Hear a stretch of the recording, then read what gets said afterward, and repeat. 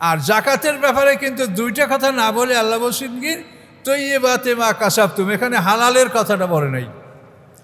তুমি যে পবিত্র জিনিসগুলি অর্জন করো, উপার্জন করো, কাসাব মানে কামাই করা, তুমি যে কামাই করো এটার থেকে তুমি জাকাত দিবে। তাহলে টাকা যদি কেউ অন্যায়ভাবেও উপার্জন করে, সে টাকার মালিক হয়, তাহলে টাকার জাকাত তাকে দিতে হবে, জাকাত তার উপর খরচ। সে দিবে কি না দিবে সেটা তার ব্যাপার, আমরা আইনের কথা বলছি যে তার উপরে এই টাকা জাকাত দেওয়া খরচ। আপনি পৃথিবীর যেখানেই থাকেন বা আপনার সম্পদ যেখানেই থাকুক, আপনি যে সম্পদের মালিক সেই সম্পদের জাকাত আপনার খরচ। আপনার টাকা সুইস ব্যাংকে আসে না পৃথিবীর অন্য কোথাও আসে, যেখানে আপনি যদি মালিক হন আপনার উপরে জাকাত খরচ। এটা হলো আইন। কাউকে ধার দিছেন, দিবে কি দিবে কিনা, যদি দাবি সেরে দেন তাহলে গেল, আর যতক্ষণ আপনার দাবি যে আমার টাকা, ততক্ষণ পর্যন্ত টাকার আপনাকে জাকাত দিতে হবে। হালনাগাদ দেন অথবা বাকিতে দেন, দিতে হবে। তো এখন আল্লাহ বলছেন যে তোমার উপার্জনের মধ্যে পবিত্র বস্তুগুলির তুমি জাকাত দিবে। এখন বুঝতে পারলেন তো? যদি কেউ তামাকের কারখানা থাকে, কারো যদি ইয়াবার কারখানা থাকে, তার ফেন্সিডিল কারখানা থাকে, এইরকম অনেক অবৈধ জিনিস আছে যেগুলি হয়তো আমরা সব আপনাকে বলতে পারছি না। এই অবৈধ বস্তু যেগুলি গ্রহণ করা হারাম, এই সমস্ত মানে বস্তু উপার্জন করলে এটার উপরে জাকাত হবে না। সম্মানিত সুধীমণ্ডলী, আমরা সূরা ইয়াসিনের 47 নম্বর আয়াত থেকে এখন আলোচনা শুরু করব ইনশাআল্লাহ। আউযু বিল্লাহি মিনাশ শাইতানির রাজীম, বিসমিল্লাহির রহমানির রহিম। ওয়া ইযা কিলা লাহুম আনফিকু মিম্মা রাযাকাকুমুল্লাহ ক্বালা আল্লাযীনা কাফারু লিল্লাযীনা আমানু আনুতিমু মা লাউ ইয়াশাউল্লাহু আতামা ইন আনতুম ইল্লা ফি দালালিম মুবিন। আল্লাহ বলেন, ওয়াইজা কিল লাহুম আনফিকু মিম্মা রাযাকাকুমুল্লাহ। এই কাফেরদেরকে যখন বলা হয় যে আল্লাহ তাআলা তোমাদেরকে যে জীবিকা দান করেছেন তা হতে তোমরা ব্যয় করো, তো এটা বললে তারা কি জবাব দেয়?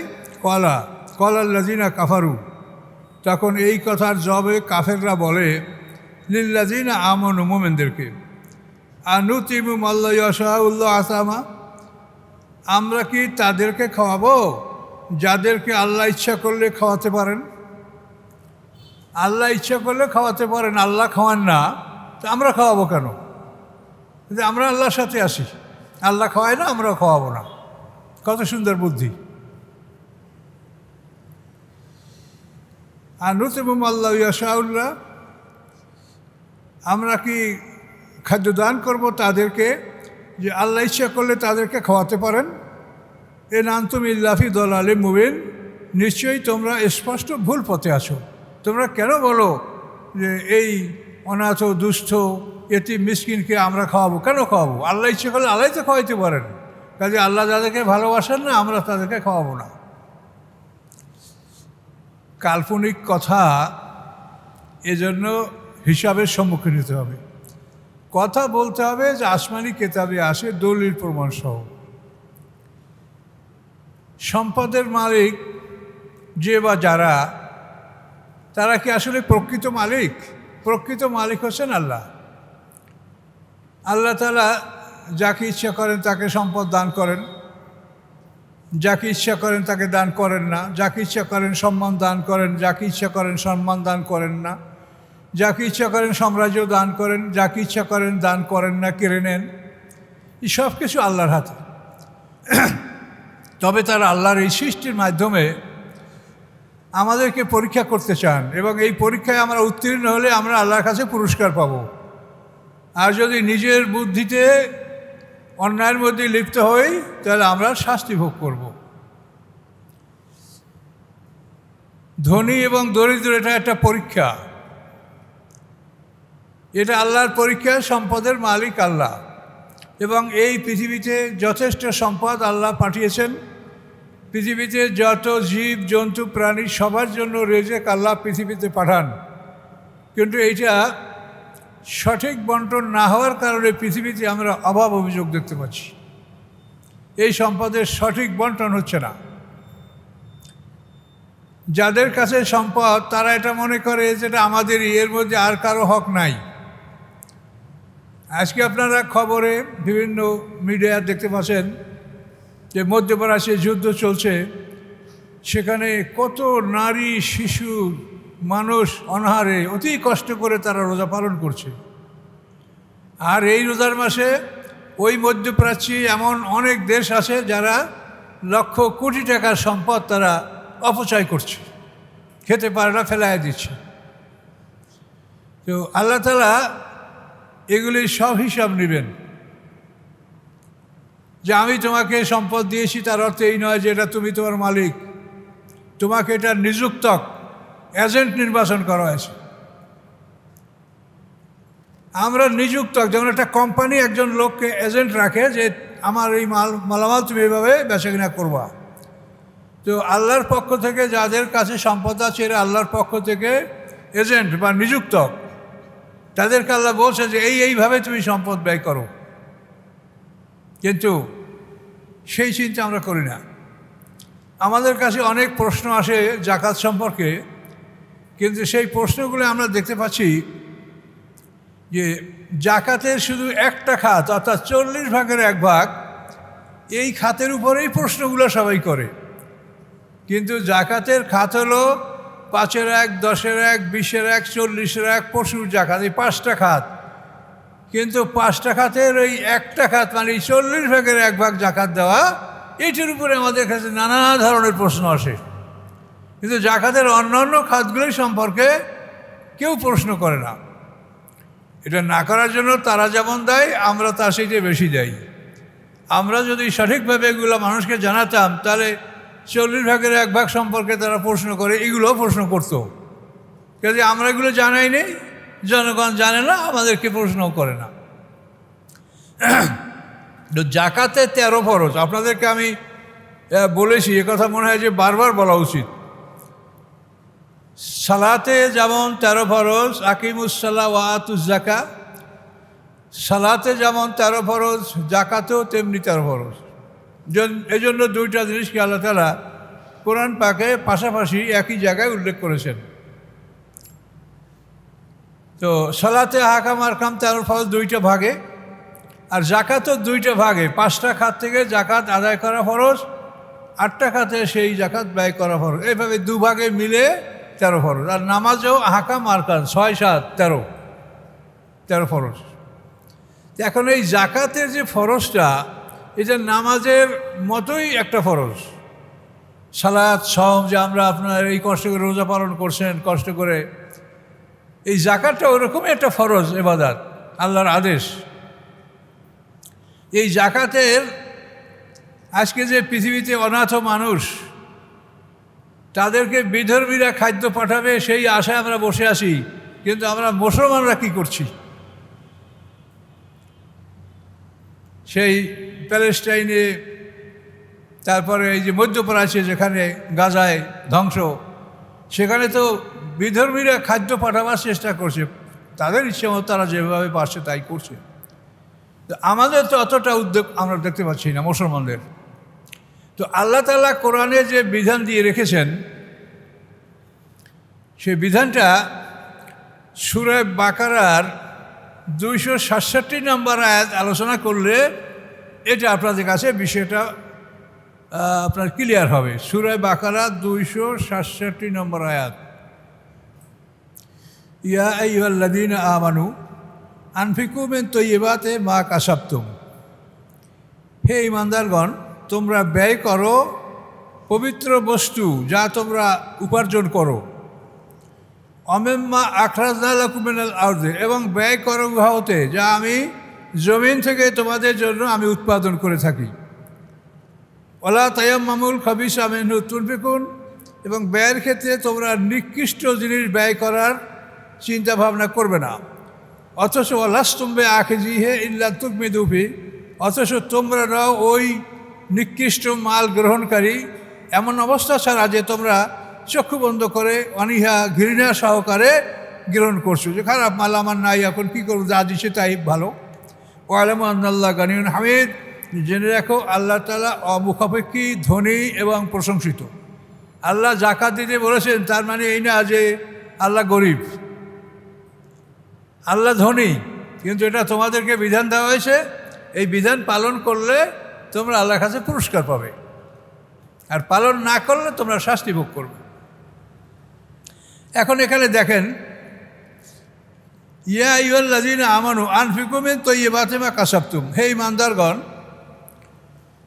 তোমাদের উপার্জনের মধ্যে পবিত্র বস্তুগুলি, টাকা এটা পবিত্র জিনিস, তারপরে আপনার যে কোনো উৎপাদন, যে কোনো আয় পবিত্র। এই পবিত্র জিনিস থেকে আপনি এটা বিপরীত জিনিসটা বললে সহজে বুঝবেন। অপবিত্রগুলো বোঝেন তাহলে পবিত্রটা বুঝতে পারবেন। যেমন কেউ নেশা জাতীয় জিনিস উৎপন্ন করে, এটাও তো কাসাব, কাসাব মানে উপার্জন, কামাই, তো এটা পবিত্র না, এই জন্য এটা জাকাত হবে না। কেউ তামাকের কারখানা আসে, তামাক চাষ করে বা তামাক উৎপাদন করে, তামাকের ব্যবসা করে, এটার উপরে জাকাত হবে না, যেহেতু তাইয়্যিবাতি মা কাসাবতুম, আল্লাহ বলেন তোমার উপার্জনের মধ্যে পবিত্র জিনিসগুলি। কেউ শূকরের ফার্ম করে, শূকর বিদেশে চালান করে অনেক টাকা, এভাবে অবৈধ জিনিস, ব্যাঙ্গের পা, কাসিম, এগুলো আবার কোনো কোনো মযহাবে খাওয়া জায়েজ না, যে বিভিন্ন আছে। তারপরও এটা আমাদের কাছে মোটামুটি আমরা এটা খবিজ দ্রব্যের মধ্যে, আমরা ইসলামের যে বড় দলগুলি তারা এগুলোকে খাবিস, খুররিমাত আলাইকুমুল খাবায়েসা, কোরআনে বলা হয়েছে যে তোমাদের উপরে খবিস বস্তুগুলি হারাম করা হয়েছে। এখন এই খবিস বস্তু কি, এগুলো আপনারা বাছাই করে দেখবেন, এগুলো খাবেন না। আর প্রশ্ন হলো, পৃথিবীতে কত খাদ্য আছে, আমরা কি খাই? সামান্য একটু খাবার খাই। তো এখন এই খাবারটা যেখানে প্রশ্ন আছে, যেটা প্রশ্নবুদ্ধ হবেন, সেইখান থেকে এই খাবারটা আপনি গ্রহণ করিয়েন না। যেখানে কেউ প্রশ্ন করে না, আপনি মাছ খাবেন, কেউ আপনাকে বলে যে এইটা জায়েজ আছে কিনা।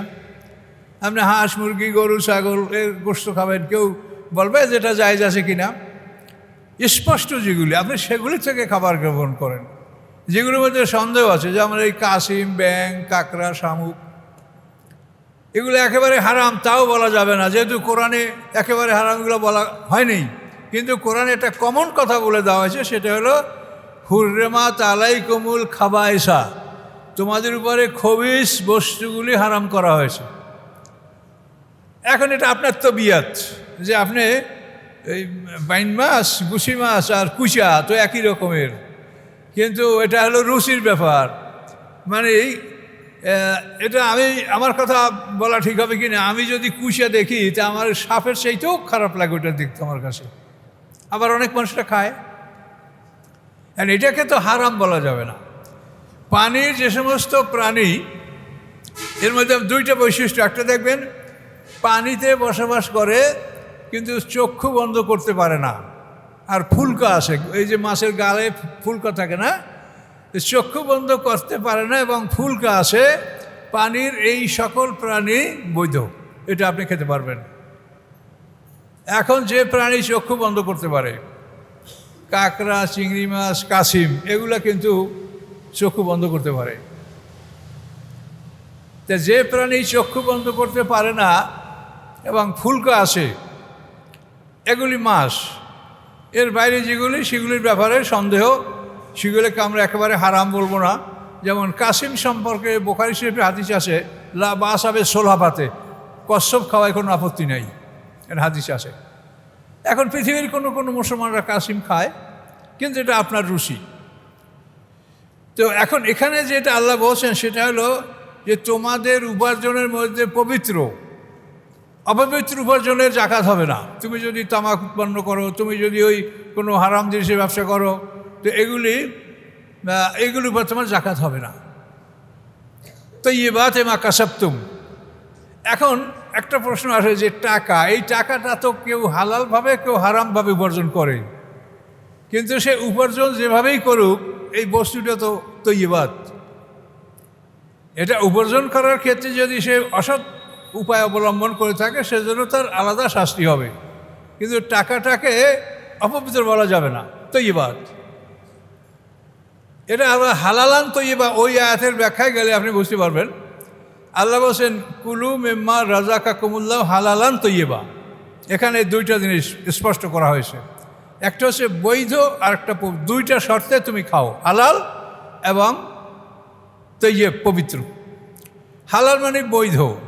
আপনি যে দোকানে মদ বিক্রি করার লাইসেন্স আছে সরকারিভাবে, সেখান থেকে যদি আপনি মদ ক্রয় করেন তো আপনি বৈধ, কিন্তু এই মদ ওটা পবিত্র না, এই জন্য এটা আপনি খেতে পারবেন না। হালালান তৈয়বা, এটা দুইটা জিনিস পাওয়া যাচ্ছে না। আপনি বৈধ দোকান থেকে কিনেছেন, এই হিসেবে আপনি হালাল বলতে পারবেন, কিন্তু তৈয়ব না, পবিত্র না, এই জন্য এটা খাওয়া যাবে না। হালালান তৈয়বা। তো এই জন্য একটা জিনিস বৈধ এবং পবিত্র, আপনি যদি বৈধভাবে অর্জন না করেন সেটা হালাল হবে না। যেমন একটা ছাগল যদি কেউ চুরি করে খায়, তো ছাগলটা তো পবিত্র, কিন্তু সে ওটা অর্জন করছে অবৈধভাবে, তাহলে ওটা তৈয়ব ঠিকই আছে কিন্তু হালাল নাই, যেহেতু এটা সে চুরি করে সংগ্রহ করেছে। এইভাবে আপনি জিনিসটা বুঝতে পারবেন। তো আল্লাহ বলছেন দুইটা শর্তে তুমি খাবে, বৈধ হবে সাথে সাথে পবিত্র হবে। আর জাকাতের ব্যাপারে কিন্তু দুইটা কথা না বলে আল্লাহ বলছেন কি তৈয়বাতে মা কাসাবতুম, এখানে হালালের কথাটা বলে নাই। তুমি যে পবিত্র জিনিসগুলি অর্জন করো, উপার্জন করো, কাসাব মানে কামাই করা, তুমি যে কামাই করো এটার থেকে তুমি জাকাত দিবে। তাহলে টাকা যদি কেউ অন্যায়ভাবেও উপার্জন করে, সে টাকার মালিক হয়, তাহলে টাকার জাকাত তাকে দিতে হবে, জাকাত তার উপর খরচ। সে দিবে কি না দিবে সেটা তার ব্যাপার, আমরা আইনের কথা বলছি যে তার উপরে এই টাকা জাকাত দেওয়া খরচ। আপনি পৃথিবীর যেখানেই থাকেন বা আপনার সম্পদ যেখানেই থাকুক, আপনি যে সম্পদের মালিক সেই সম্পদের জাকাত আপনার খরচ। আপনার টাকা সুইস ব্যাংকে আসে না পৃথিবীর অন্য কোথাও আসে, যেখানে আপনি যদি মালিক হন আপনার উপরে জাকাত খরচ। এটা হলো আইন। কাউকে ধার দিছেন, দিবে কি দিবে কিনা, যদি দাবি সেরে দেন তাহলে গেল, আর যতক্ষণ আপনার দাবি যে আমার টাকা, ততক্ষণ পর্যন্ত টাকার আপনাকে জাকাত দিতে হবে। হালনাগাদ দেন অথবা বাকিতে দেন, দিতে হবে। তো এখন আল্লাহ বলছেন যে তোমার উপার্জনের মধ্যে পবিত্র বস্তুগুলির তুমি জাকাত দিবে। এখন বুঝতে পারলেন তো, যদি কেউ তামাকের কারখানা থাকে, কারো যদি ইয়াবার কারখানা থাকে, তার ফেন্সিডিল কারখানা থাকে, এইরকম অনেক অবৈধ জিনিস আছে যেগুলি হয়তো আমরা সব আপনাকে বলতে পারছি না। এই অবৈধ বস্তু যেগুলি গ্রহণ করা হারাম, এই সমস্ত মানে বস্তু উপার্জন করলে এটার উপরে জাকাত হবে না। তৈয়বাতে মা কাসাবতুম। তো এখন এ হলো ব্যবসা বাণিজ্য, আয় বাণিজ্য, তার উপরে এই কথাটা বলা হয়েছে। অমিম্মা আখরাজনা লাকুম মিনাল আরদ, এবং উহাতেও তোমরা জাকাত দিবে, ব্যয় করবে, যা আমি পৃথিবী জমিন থেকে যেটা আমি তোমাদের জন্য বের করি। আখরাজনা মানে আমি বের করি, মিনাল আরদ ভূমি হতে। এখন এই জাকাতটা হলো বিরাট ব্যাপার। এখন ভূমি হতে আমরা যা উৎপন্ন করি তার মধ্যে এক নম্বর হলো আমাদের খনিজ সম্পদ, তেল, গ্যাস, সোনা, রূপা, জিপসাম, কয়লা ইত্যাদি। এটা হলো এক নম্বর। তো এইটার জাকাতও খুব বড় অঙ্কের। এইটার জাকাত হলো 5 ভাগের 1 ভাগ। এবং আপনার যে ব্যবসার টাকা, নগদ টাকা, এর জাকাত হবে বছর পার হলে। তারপর 1 বছর আপনার কাছে টাকাটা অলস পড়ে আসে, আপনার খরচ হয় নাই, এই 1 বছর পরে ওটার উপর জাকাত ফরজ হবে। আর এই খনিজ সম্পদ আপনি যখনই তুলবেন তখনই জাকাত, যা তুলবেন তার 5 ভাগের 1 ভাগ জাকাত।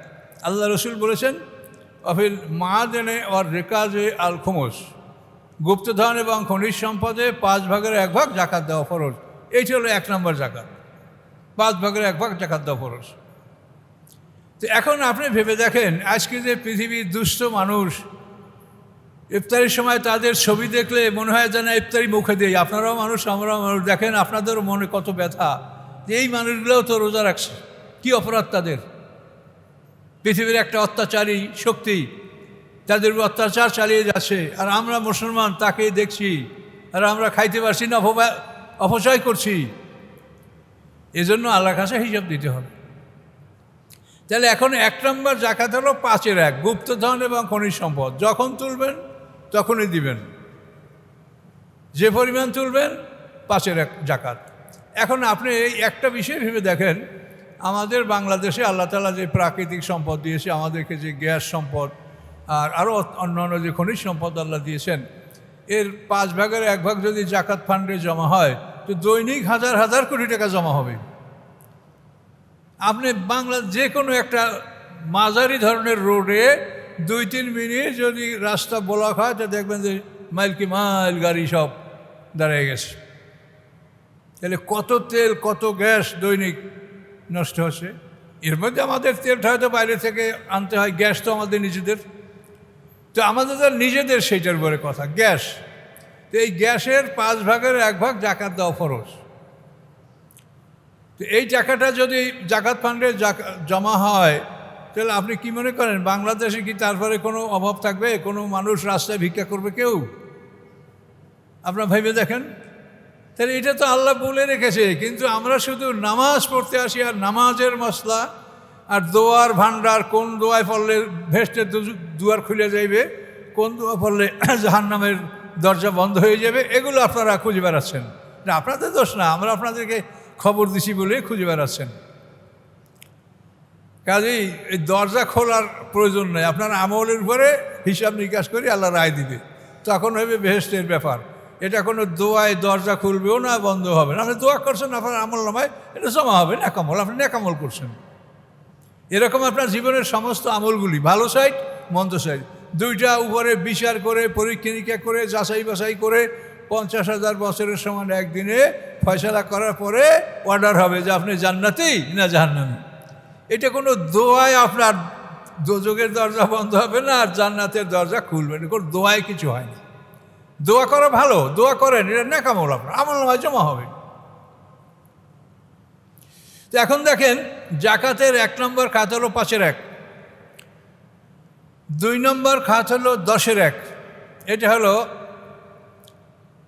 ফিমা সাকাতে সামাও, অর্থাৎ আকাশ যে জমিনগুলিকে সিক্ত করে ভিজায়, অথবা নদী পানি সরবরাহ করে যে মাঠ ভিজায় এবং ফসলের উপযুক্ত করে তোলে, আর যে সমস্ত গাছপালা শিকড় দ্বারা মাটির রস খেয়ে ফলদান করে, 3টে শ্রেণীর। একটা হলো বৃষ্টি, আকাশ থেকে বৃষ্টির মাধ্যমে জমিনটা আপনার চাষ উপযোগী হয়ে গেল। 2 নম্বর হলো নদীর পানির সাহায্যে ওটা প্লাবিত হলো, আপনি চাষ করতে পারছেন। আর 3 নম্বর হলো আকাশ থেকে বৃষ্টি, তারপর হলো নদীর পানি, আর 3 নম্বর হলো শিকড় দ্বারা রস চুষে ফল দেওয়া। এই 3 শ্রেণীর উৎপাদনে আপনাকে ওষুধ দিতে হবে 10/1 এবং পরিমাণ হলো 26 মণ। তো এটা আপনি কেতাবে আরবিতে যেটা পাবেন সেটা হলো 3.5-এর 1 সা, 60 সায় 1 ওয়াসাক, এর 5 ওয়াসাক পরিমাণ ফসল যারা পাবে তাদের উপরে এই উৎপাদনের এই ফসলের জাকাত হবে। আপনারা যদি এই খামসাতে আওসাকেন, যেটা হাদিসের ভাষা, 5 ওয়াসাক না হলে 26 মণে 1 ওয়াসাক, মানে 5 ওয়াসাকের 26 মণ হয়। তো এই 26 মণ পর্যন্ত হইলে এবং এর থেকে উপরে চলে গেলে আপনার এইগুলোতে 10/1 জাকাত হবে, এটা ফরজ। তো এখন এই বিষয়টা কিছু কিছু এলাকায় এখন ধান গমের জাকাতটা মানুষের দিতে শিখেছে এই অঞ্চলে, কিন্তু তারপরে এখনও বহু আইটেমগুলো বাকি থেকে যাচ্ছে। আপনি ধান গম জব এটা জব দিবেন, আপনার আলু, গোল আলু, এটা জমির উৎপাদন না, চীনাবাদাম, বেগুন, কফি, মূলা, কলা, পেঁপে, এরকম আরও কত কিছু, এগুলো সব ফসলের উৎপন্ন না, জমির উৎপন্ন না? এই সবগুলিতে আপনাকে ওষুধ দিতে হবে।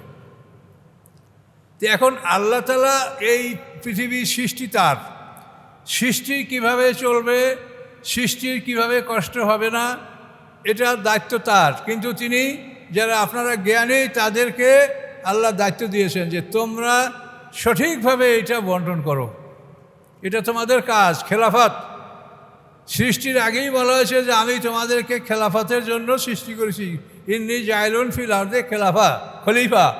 এই খেলাফতের দায়িত্ব হলো এই সেবামূলক কাজ করা, যে আপনি এই সেবামূলক কাজগুলো করবেন। এবং এই খেলাফত করার জন্য আপনাকে যে একটা মানসিক প্রস্তুতি গ্রহণ করতে হবে, সেই জন্য আল্লাহ বলছেন যে জিন ও ইনসানকে আমার ইবাদত করার জন্য বানাইছি। তো ইবাদত যদি আমরা করি, তাহলে আমাদের মানসিক অবস্থাটা খেলাফত করার জন্য আমরা যোগ্যতা অর্জন করব। তাহলেই আমরা খেলাফতের সঠিক দায়িত্ব পালন করতে পারবো। তো ইবাদত যদি না থাকে তাহলে খেলাফত সম্ভব না। যে লেখাপড়া জানে না সে স্কুলে শিক্ষক হতে পারবে? কাজেই খেলাফতের দায়িত্ব পালন করতে হলে ইবাদত এর মাধ্যমে নিজেকে প্রস্তুত করতে হবে। দুটা জিনিস পাশাপাশি, ইবাদত, খেলাফত। কিন্তু আমাদের সমাজের অবস্থাটা হলো যে যারা সেবামূলক কাজের দায়িত্ব লাভ করেন তারা ইবাদত সম্পর্কে কোনো খবরই রাখেন না। কথা বলতে আসেন, বয়স 60-70-80 হয়ে গেছে, কিন্তু নামাজে সূরা কেরাত তারা শেখেন নাই। এটা সমালোচনা, এটা বাস্তব। তো এরা খেলাফতের দায়িত্বে গেলে চুরি ছাড়া কী করবে কোন?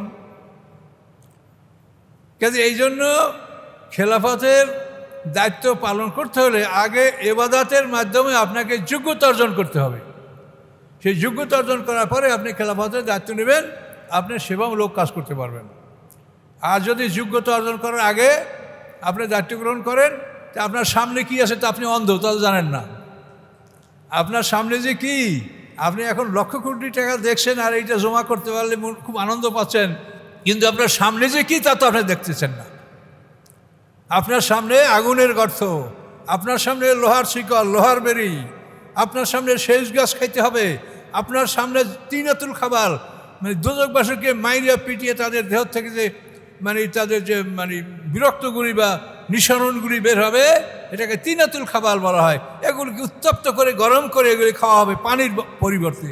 তা আপনি তো এই টাকা জমা করছেন, এই টাকা নিয়ে কবরে যাবেন, ওই যে আপনি ওইখানে পানি কিনে খাবেন কি? যারা আপনারা দুনিয়ার সব সম্পদ জমা করছেন অন্যভাবে, এই টাকা কিছু নিয়ে কবরে যান যাতে ওইখানে বসে ফ্রেশ খাবার খাইতে পারেন।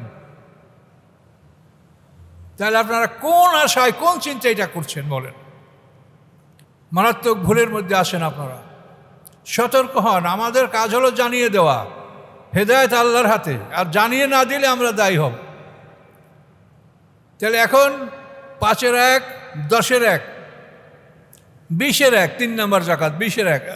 অর্থাৎ এই যে ফসল কথা বলা হলো, এই প্রত্যেকটা ফসলের ক্ষেত্রে যদি আপনার সার, ঔষধ, সেচ এবং শ্রমিক, সার, ঔষধ, সেচ, শ্রমিক, এইটা যদি সার্বক্ষণিক প্রয়োজন হয়, তাহলে এই যেখানে ওসর, এই ওসরের জায়গায় এটা নেসপে ওসরে চলে যাবে, অর্থাৎ 20 ভাগের 1 ভাগ আপনি দিবেন। নেশাব ঠিক আছে, ওই 26 মণ। যদি আপনার প্রাকৃতিক সাহায্যে, প্রাকৃতিক পানি, বৃষ্টির পানির সাহায্যে উৎপন্ন করলে আপনি 10 ভাগের 1 ভাগ দেবেন। আর যদি কৃত্রিম, অর্থাৎ আপনাকে যদি সেচ ব্যবস্থা গ্রহণ করতে হয়, ঔষধ, সার দিতে হয়, আপনি 20 ভাগের 1 ভাগ। তাহলে 5-এর 1, 10-এর 1, 20-এর 1, 3টা। 4 নম্বর হলো এই যেটা আমরা আগে বলছি সেটা। 4 নম্বর, নগদ টাকা, সোনা রূপা, ব্যবসার মাল। এটার পরিমাণ হলো 52.5 তোলা রূপার যে দাম। এই মূলধনের ব্যবসা যদি আপনার থাকে, তাহলে আপনি আজকে ব্যবসায় বসলেন, কবে ডেট দেন? আজকে আপনি 1 রমজান আপনি ব্যবসায় বসছেন। 1 বছর পরে আপনি এই টাকাটার জাকাত পরিশোধ করবেন। কিন্তু এই বছরের মাঝে আপনার এটা কমে যাবে, বাড়বে, ওঠা নামা করবে, এটার হিসাব আপনাকে মাফ করা হয়েছে শরীয়তে। এটা খুবই একটা সহজ বুদ্ধি। ওই টাকাটারই ব্যবসা, আপনি যে টাকা নিয়ে স্টার্ট করছেন, আপনার মূলধন পুঁজি, এটার উপরে আপনি 1 বছর পরে 40 ভাগের 1 ভাগ জাকাত দিয়ে দেন। ওই সময় আপনি আপনার ক্যাশ অ্যান্ড কাইন্ড, আপনার মালামাল কী আছে, টাকা কী আছে, এই সব হিসাব করে আবার আজকে লেখেন যে গত বছর রমজানের 1 রমজান এই ছিল, এবছর আমার 1 রমজানে এই আছে, এটা আবার লেখেন। এখানে যদি আপনার গত বছর এই যে 10-20 হাজার বা 1 লাখ টাকা বেশি হয়, তাহলে আপনার ওই বেশি মূলধন আপনি লিখে রাখবেন, 1 বছর পরে আবার এটার জাকাত দিবেন। এভাবে আপনি খুব সহজভাবে ব্যবসার মালের জাকাত দিবেন। এরপরে নগদ টাকা যদি আপনার খরচা যাওয়ার পরে যদি আপনার 52.5 উপর যেটা দাম, সেটা বর্তমানে 80,000 টাকা বা এরকম কিছু হবে, দেখবেন আপনার বাজারে। তো এই পরিমাণ টাকা যদি আপনার হাতে অলস থাকে, তাহলে 40 ভাগের 1 ভাগ জাকাত দিবেন। স্বর্ণ যদি 7.5 তোলা এখন এইটা